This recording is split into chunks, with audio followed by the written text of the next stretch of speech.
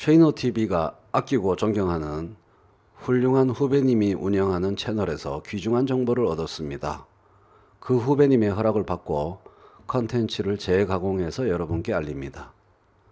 최근 부쩍 높아진 한국의 위상을 찬양하는, 찬미하는 유튜브들 많이 보시죠. 이른바 국부오오오옹 채널이라고 하죠.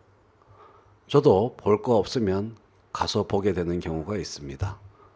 뭐 봐서 기분 나쁠 일도 없고 보다 보면 시간도 잘 가니까요. 그런데 거기에 비밀이 숨어 있더군요. 그 비밀을 알게 된 순간 기분이 언짢고 찜찜해지기 시작하여 이제 그런 유튜브 비디오들을 별로 보지 않게 되었습니다. 위장 우파. 이 말은 제가 만들어낸 말이 아닙니다. 소위 보수 채널이라는 곳에서 요즘 부쩍 많이 사용하는 용어입니다. 우파적 신념이 없으면서 금전적 이득 혹은 다른 이유로 인해 우파인 척 행세하는 자들을 그렇게 부른다는군요. 물론 보수니 우파니 하는 이들의 용어 사용 자체에도 문제가 있습니다. 그들은 보수나 우파라는 신성할 수 있는 개념을 미통당 지지와 문재인 반대 등과 동일한 의미로 사용하고 있으니까요. 어쨌든 그들이 어떤 사람들을 우파나 보수라고 지칭하는지는 우리 모두 잘 알고 있습니다. 보수 채널들에 의해 위장우파라고 불리는 사람들. 총선 참패 이후 멘붕에 빠진 우익 유튜브. 그들이 최근 분노 속에서 위장우파들의 정체를 밝혀내고 있습니다. 그들은 반문재인, 미통당 찬양 등으로 움직이다가 돈이 안 되자 국부오오오오옹으로 가버린 채널들을 잡아내고 있습니다.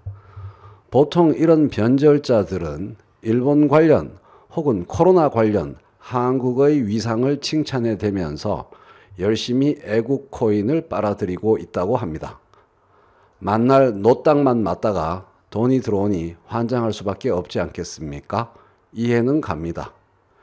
그런데 여기에 단단히 화가 난 충직한 충성스러운 우파 채널들은 딴 놈들은 용서해도 이놈들은 용서 못한다고 격앙되어 있습니다. 자, 그럼 누구일까요? 어떤 채널일까요? 따로 특정하지는 않겠습니다.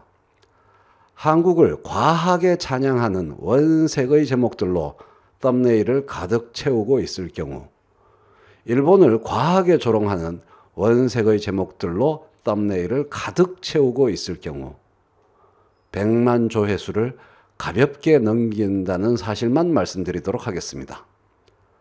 발칵 뒤집힌 외국인이 보는 온 세계가 놀란 한국만이 할 수 있는 한국에게 애걸하면서 눈물. 모두가 원색적이고 유치하게 한국을 찬양하고 원색적이고 유치하게 다른 나라를 조롱하거나 폄하합니다. 이런 채널들 대부분이 과거에 다른 채널로 문재인 정부를 역시 그런 식으로 과도하게 비난하던 채널들이라고 합니다. 이러한 채널들의 전체 조회수가 몇 억을 가볍게 넘는다고 합니다.